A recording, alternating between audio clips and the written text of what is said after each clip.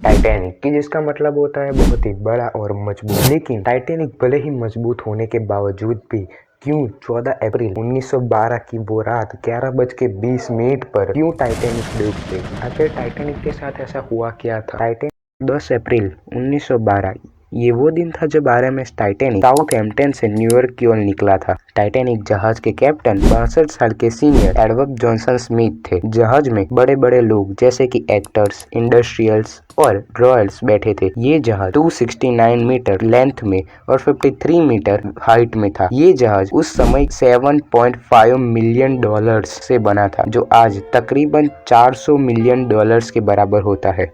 Titanic जहाज बनाने वाली कंपनी व्हाइट स्टार लाइन के प्रेसिडेंट बड़े ही कॉन्फिडेंस थे और उन्होंने ओपनली पब्लिक के सामने कहा था कि ये जहाज कभी डूब नहीं सकता, क्योंकि इसे ऐसी तकनीकों से बनाया गया है कि वो जहाज कभी डूब ही ना पाए, जिसके कारण इसे अनसिंकेबल माना जाता था। लेकिन 2 दिन के बाद 12 अप्रैल 1912 को जहाज को अपनी पहली आइस वार्निंग मिलती है। जहाज 21.5 नॉट्स मतलब कि 40 किलोमीटर प्रति आवर की स्पीड से पानी में तैर रहा है। लेकिन उस समय तो जहाज को कुछ नहीं हुआ। लेकिन फिर 2 दिन के बाद 14 अप्रैल 1912 को जहाज को एक साथ 7 वार्निंग्स मिली जाती है। लेकिन जहाज के कैप्टन अपने जहाज की स्पीड को कम नहीं करते और उसी स्पीड से जहाज को तैराते रहते हैं। 14 अप्रैल की रात को लूना यानी कि नो मून डे था, जिसमें मून नहीं होता और इसके कारण आसपास ज्यादा कुछ दिखाई नहीं दे रहा था। विजिबिलिटी काफी कम थी। जहाज के ऊपर आसपास नजर रखने के लिए एक क्राउड्स नेस्ट होता है, जो आसपास के जहाज और ट्रैफिक को देखकर नीचे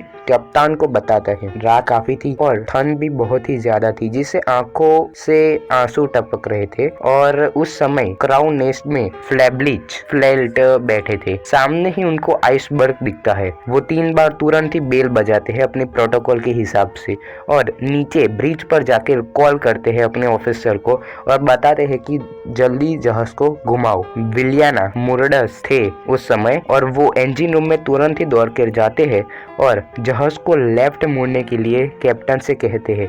लेकिन कप्तान जल्दबाजी में और घबराहट में जहाज को राइट दिशा में ले लेते हैं और जहाज आइसबर्ग से टकरा जाता है। जहाज का नीचे का हिस्सा आइसबर्ग से टकराता है और उसमें बड़ा ही गहरा गड्ढा हो जाता है। धीरे धीरे उसमें पानी भरने लगता है। जहाज धीरे धीरे डूबने लगता है। लेकिन कई लोग लाइफ बोट्स में चले जाते हैं, लेकिन कई लोग नहीं जाते क्योंकि उन्हें लगता था कि ये जहाज कभी डूब नहीं सकता। कंपनी के वाइस प्रेसिडेंट ने ओपनली कहा था कि ये जहाज नहीं डूब सकता, इसीलिए वो लोग बड़े ही कॉन्फिडेंस थे और खड़े थे। लेकिन कुछ देर के बाद जहाज धीरे धीरे पानी में डूबता रहता है और उन लोगों का भ्रम दूर हो जाता है। लेकिन अब लाइफ बोट्स काफी कम थी और जाने वाले बहुत ही ज्यादा। कई लोग लाइफ बोट्स में अब चले जाते हैं और कई लोग सोच लेते हैं कि वो टाइटैनिक जहाज के साथ ही डूबेंगे। जहाज के कैप्टन भी ऐसा ही सोचते हैं कि वो टाइटैनिक जहाज के साथ ही पानी में डूब जाएंगे। 2:20 पर टाइटैनिक जहाज पूरा डूब जाता है। आज भी टाइटैनिक जहाज के पुरावे हमें समुद्र में मिलते हैं, लेकिन अभी टाइटैनिक जहाज के मेटल को रस्ट हो गई है, यानी कि लोहा गल रहा है और धीरे धीरे 2030 तक ये लोहा पूरा गल जाएगा और टाइटैनिक जहाज का नामो निशान मिट जाएगा, ऐसा गवर्नमेंट का मानना है।